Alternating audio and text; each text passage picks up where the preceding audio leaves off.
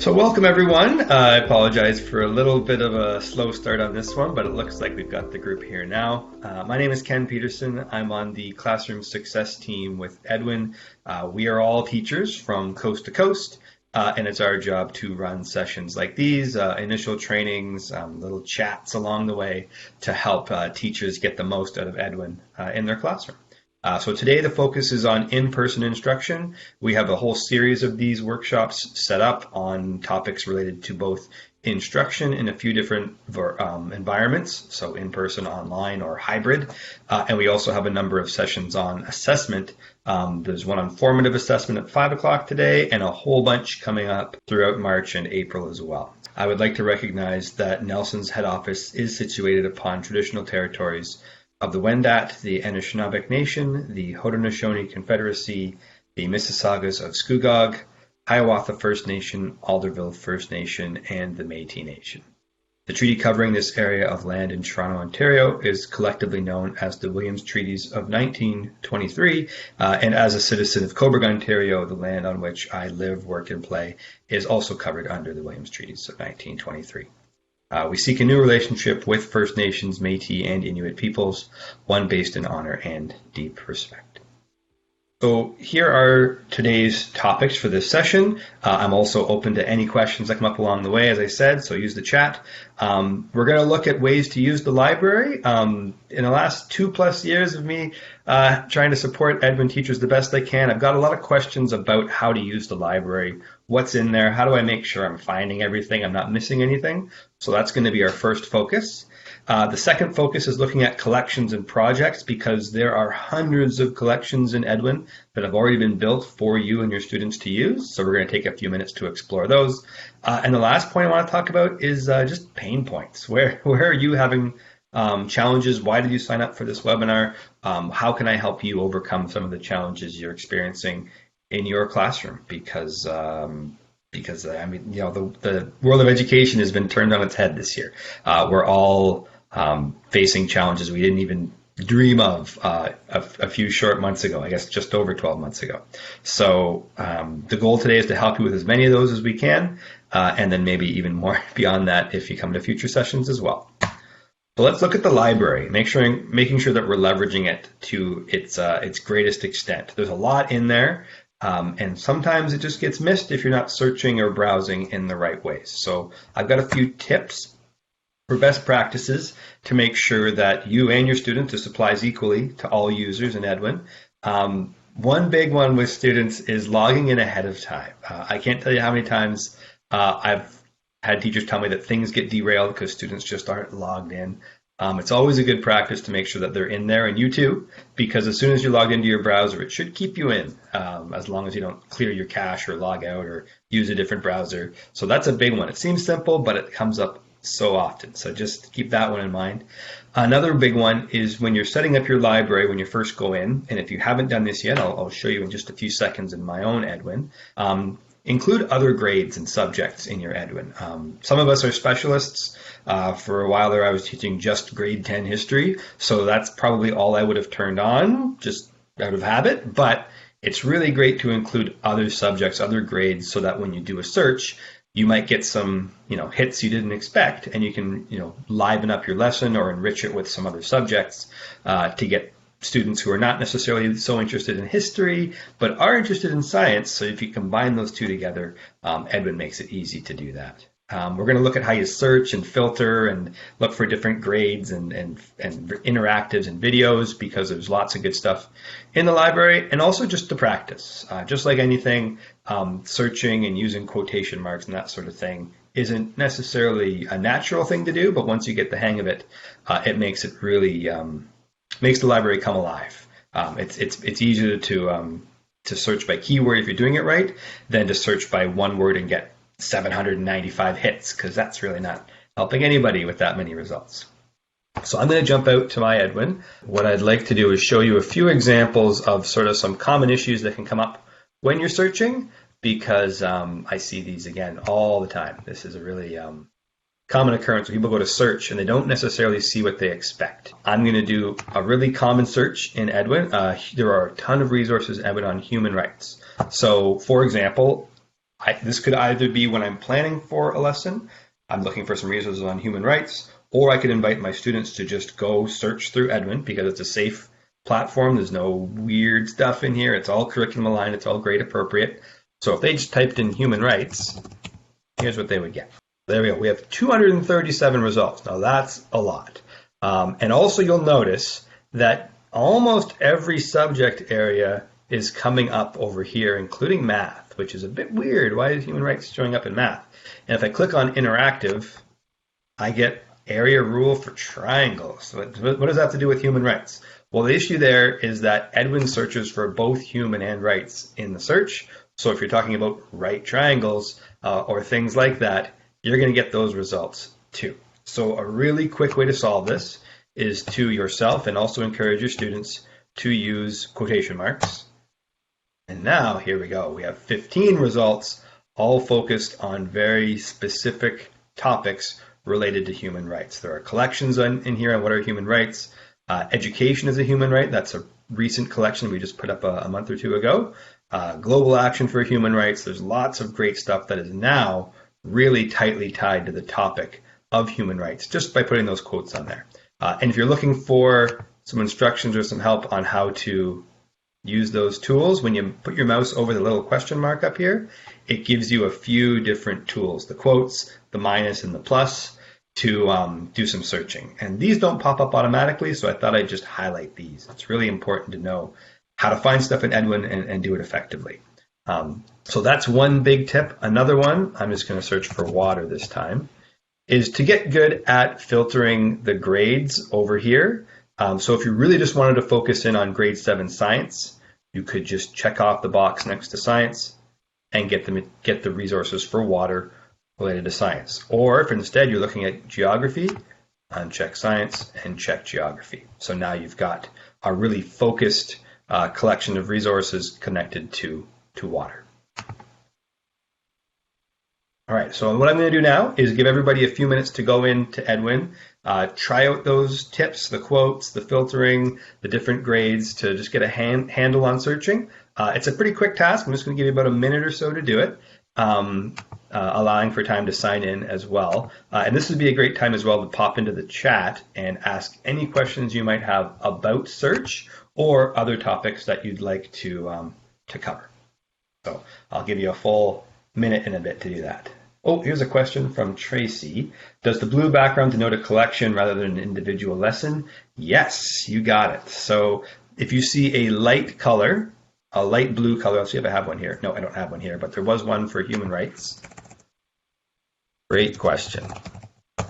You'll see a mixture of sort of darker background and also a blue background.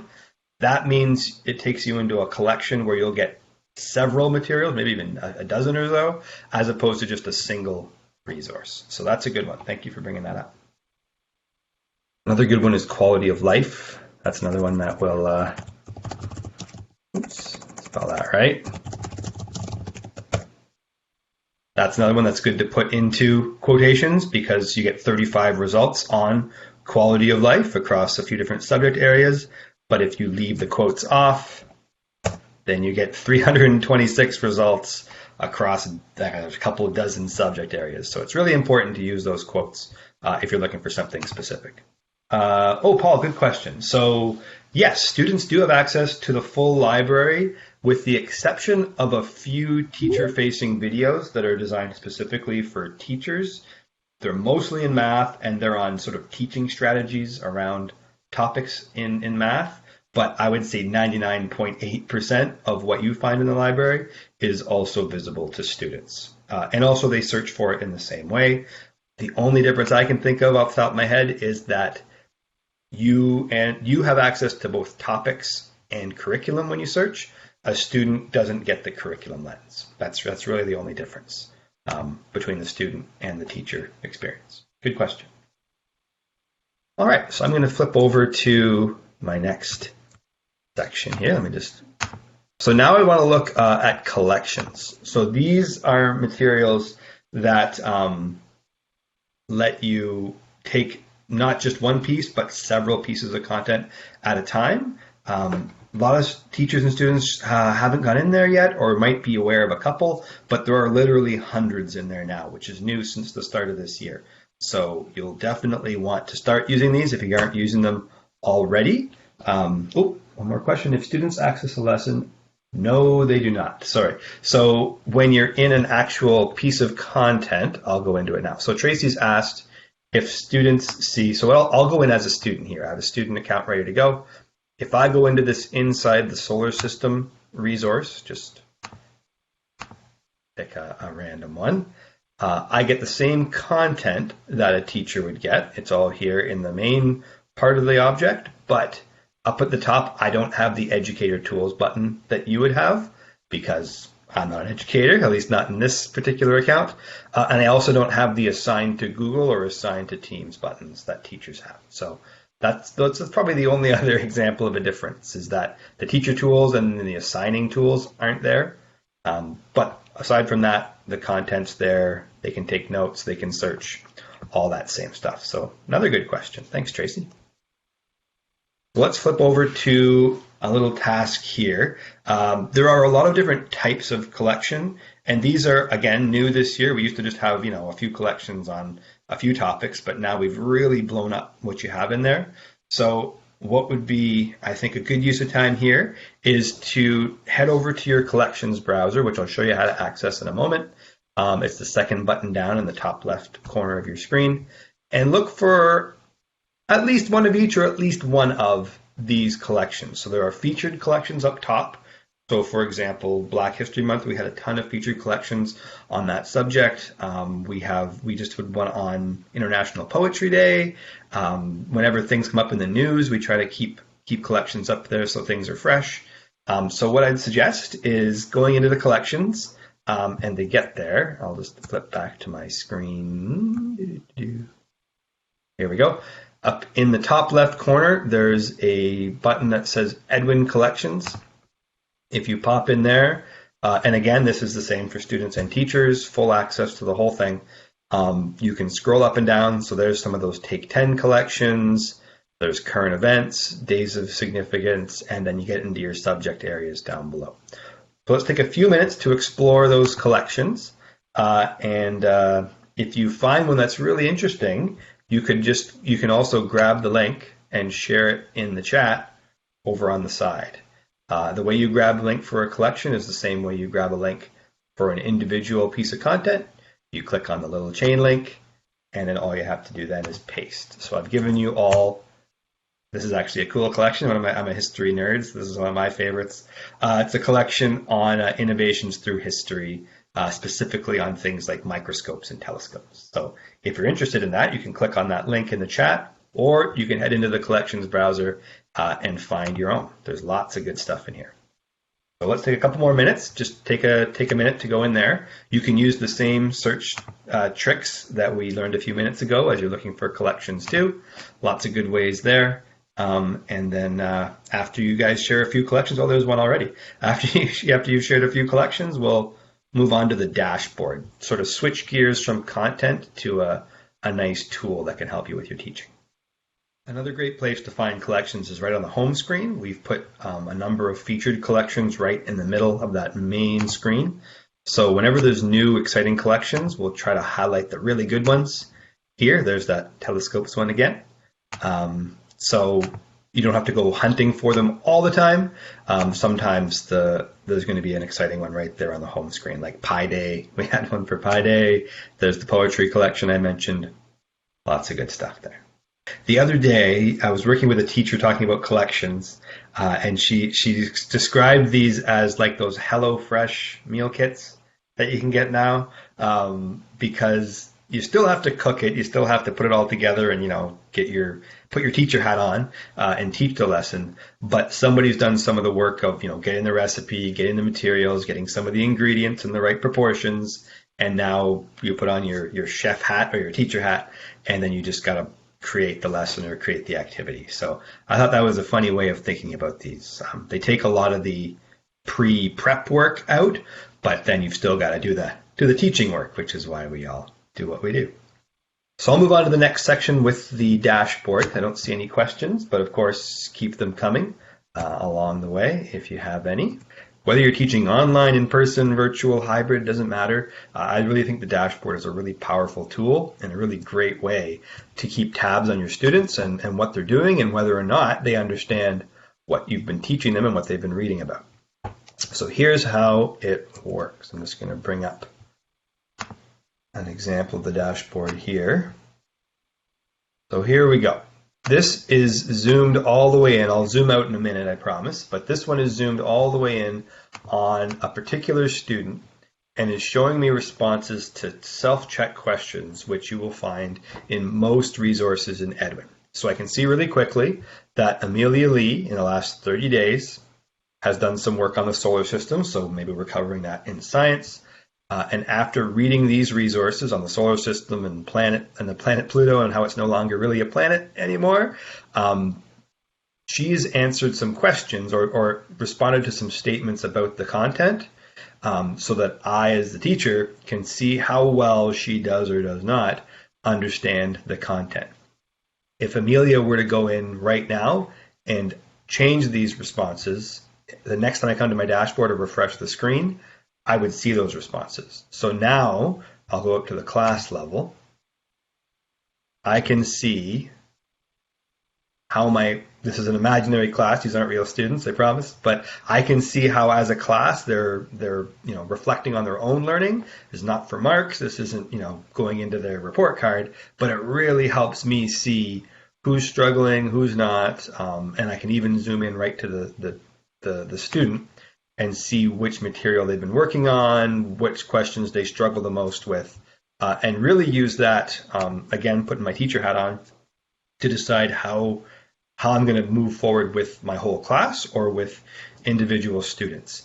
And we've been told for years, you got to collect that formative data. We all see the value. We all love it when we can get it, but it can be really labor intensive to collect it, and also it's kind of in the moment. You've got to respond to it pretty quickly because it can get out of date pretty quickly. So having access to a dashboard where students' responses are almost immediately showing up allows you to focus on helping them, not just collecting it and organizing it and trying to analyze it, and then after all that work, then diving in to help them. So the dashboard is a really, I think, helpful way to take all the content, everything that's happening in Edwin, everything that's happening in your class, and just keep an eye on things. It's a really, really powerful tool. So I don't see any yeses in the chat. So that means, as I think it means, it's new to all of you. So I hope you all take a minute to try it out with your students. There are a few steps involved, which I will go through right now. In order to create a class in your dashboard, there's a little plus sign right here. And the first time you go into your dashboard, it'll actually give you the steps right in the middle of the screen, but I will walk you through them right now. So if you hit the plus sign, add a class, it's just a couple of steps. You got to give it a name. I'm going to call it Edwin March, what's today, 24th. I'll make sure that the class ends tomorrow so it doesn't plug up my dashboard. So I've created my class. That was pretty straightforward. Now all I have to do is give this code. So every class gets its own unique join code, which is up in the top corner here. And whoever I share this with can now join my class. So I'm actually going to copy it into the chat over here. So if you wanted to join my class, you could, because you can have teachers and students all as part of this class. And then if I was a student, I'll jump over to my demo student here. They also have the dashboard button, which I think is really important because they can actually go in and track their own progress in the dashboard and then go back and review things if they put a red or a yellow next to it. So this student is going to put that code in. It confirms the name of the class. And now they have joined my March 24th class. And I can now go in and see all of the activity that this student performs in Edwin, all the questions they respond to, and support them the best I can based on that information.